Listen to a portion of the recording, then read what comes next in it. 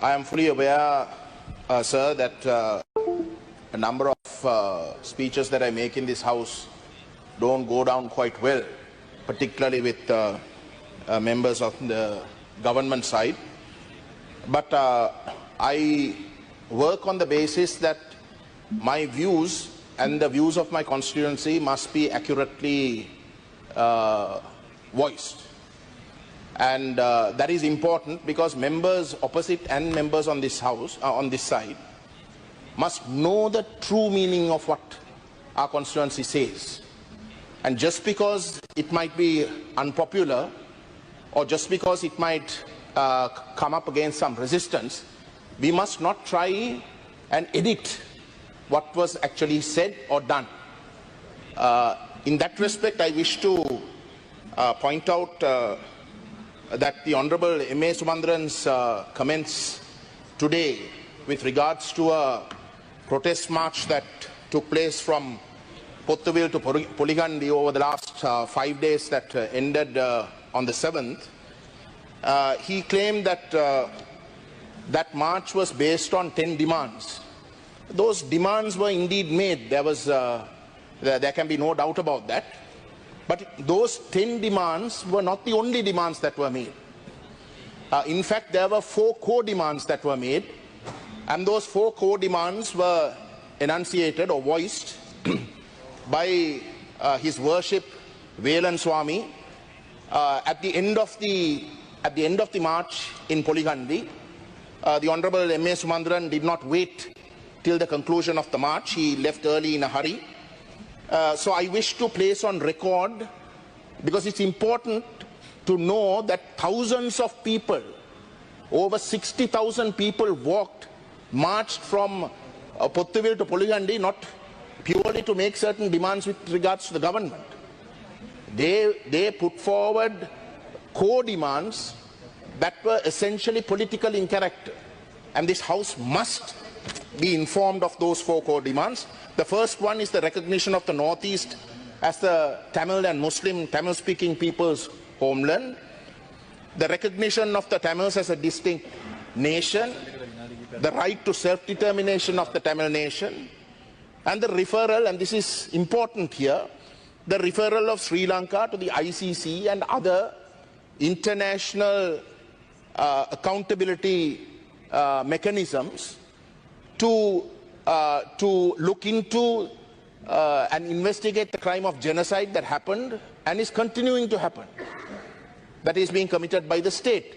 Now, these might be controversial with regards to members sitting opposite, but that is a fact, and those facts must not be hidden. And it is on that basis that I wish to make a small correction to the Honourable Sumandran's comments earlier this morning. We are talking about employees. I also wish to...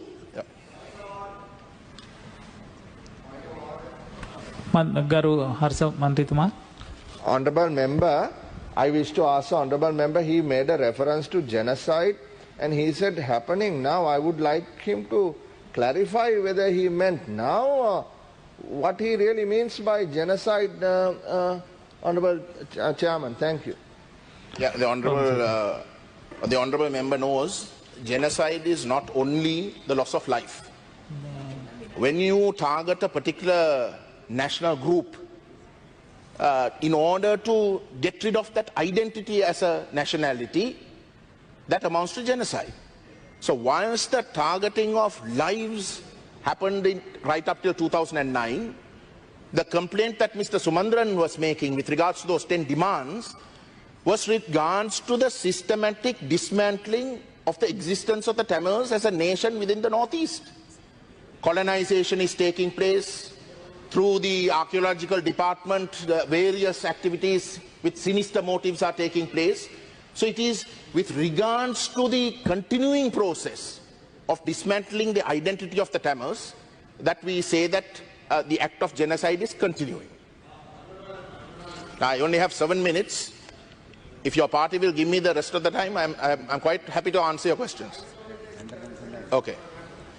Right. I mean, the way, the way we understand the word genocide, honorable member, is a deliberate killing of a large number of people from a particular group. No, if you read Article 5 of the Rome Statute, it'll make it very clear, honorable member. I have very little time. I just want to make this point also. You see, with regards to employees, I wish to make this point that I want 5 minutes because 5 minutes of my time has been taken. Ajit. I'm quite happy to answer, but give me some time. Yeah, I also want to just tell you, honorable member, the word genocide means, for the benefit of my learned member, the word genocide means the deliberate killing of a large number of people from a particular nation or ethnic group with the aim of destroying that nation or group. Now, your assessment of genocide, the word, is used in a completely wrongful manner. So just make sure that that is corrected, because otherwise the whole, I think my honourable friend Harsha Silva also made the same point. So I hope that will be made clear to you. No, I'm quite happy to, honourable member, I'm quite happy to... I want 4 minutes, both sides have to give me 4 minutes, because I'm quite happy to accommodate them. But they must not take my time. Like because the honourable minister, relevant minister is here. I want to bring up certain issues also with regards to the honourable minister who sits next to me, which is the Minister of Higher Education.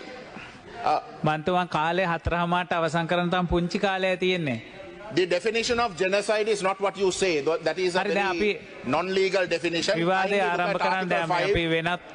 at Article 5 of the Rome Statute. Now, can I continue with my...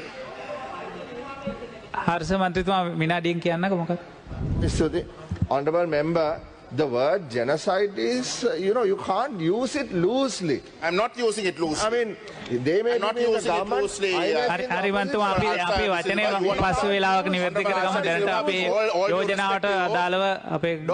all due respect to you, I'm a lawyer, I'm a qualified lawyer, and I also am very careful with the words I use. I think you of all people know that I will not make baseless allegations. I was also a witness.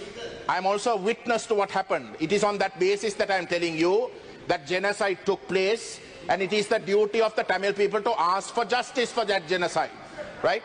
And continuing, when you dismantle the identity of a nation, as you yourself read, it is the destroying of whole or in part of that identity. And that is the crime of genocide. Genocide does not only include the absolute loss of life. And this is not a legal term. This is a simple English word.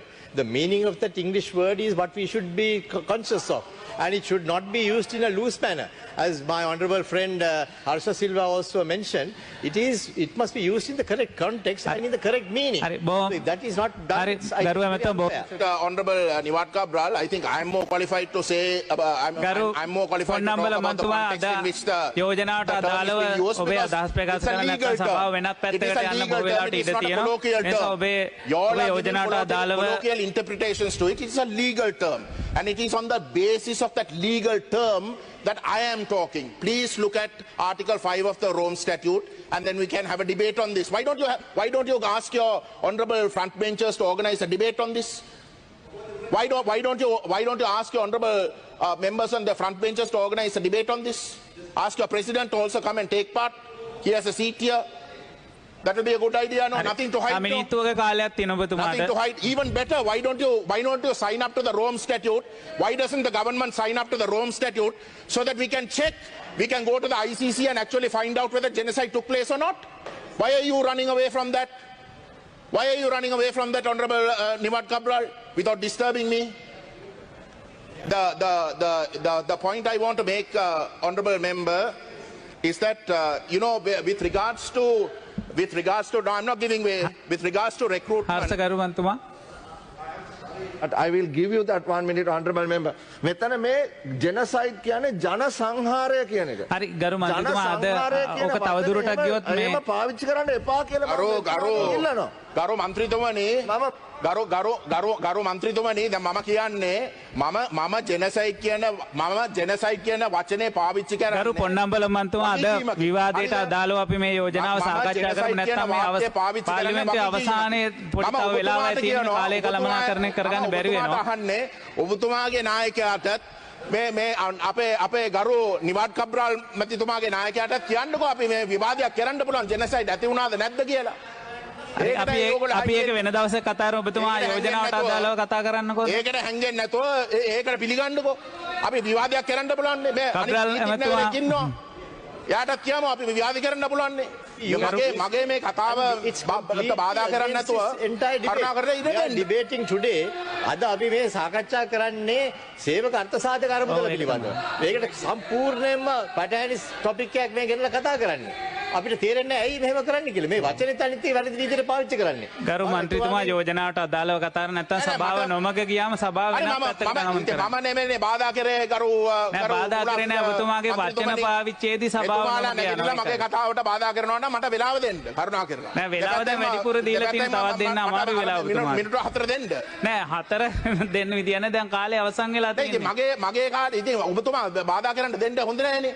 නෑ මම පුළුවන් තරම් ඔබතුමාට දුන්නේ honorable member දැන් වැඩිපුර විනාඩි 3ක කාලයක් දීලා I told you at the beginning if you're going to allow them to speak you gave the mic that was not even a point of order so you must give me the 4 minutes හරි ඔබතුමා තා විනාඩියකින් ඔබතුමාගේ කතාව අවසන් කරන්න No I'll take 2 minutes the Jaffna University is recruiting people from the Ministry of Education this is with regards to employment non-academic staff I want the honorable member this is a matter of urgency because the honorable His Excellency the President when he took office made a statement quite correctly probably the only correct thing that he did to say that no political appointments must be made that this has ruined this country and that no political appointments must be made and in doing so the UGC stopped essentially suspended circular 876 which essentially allows the Ministry of Education to come up with a list to appoint non-academic staff members. There was no transparency, there is no accountability, nobody knows how people get on that list. The earlier system was that you used to advertise for vacancies and people would apply and the qualified people would get the job.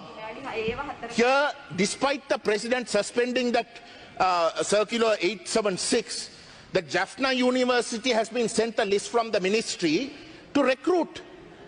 And we all know that it is the Honorable Douglas Devananda and the Honorable Angajan Ramanathan who have filled that list. Now, is this cronyism going to continue despite the President openly saying and making it a policy? In fact, he made it a policy statement in his speech. Is this going to continue? Either the President is not being told the truth. It's a good thing. I'm complimenting your President. நாங்க தாரேன் நீங்க இங்க வந்து உட்காருங்க அவரு இங்க வந்து உட்காருங்க கொடுக்கறது I'm winding up sir either the president doesn't know that this type of cronyism is taking place or if he does know then he must stop it හරි බොහොම ස්තුතියි ගරු මන්ත්‍රීතුමා දැන් කාලය අවසන් වෙනවා බොහොම ස්තුතියි ඔබතුමාට ඊළඟට ගරු ප්‍රමිත බණ්ඩාර තෙන්නකෝන් මැතිතුමා මිනිත්තු 6ක කාලයක් ඔබතුමාට ලැබෙනවා Honorable member ප්‍රීති ප්‍රශ්නේ මොකද ගරු මන්ත්‍රී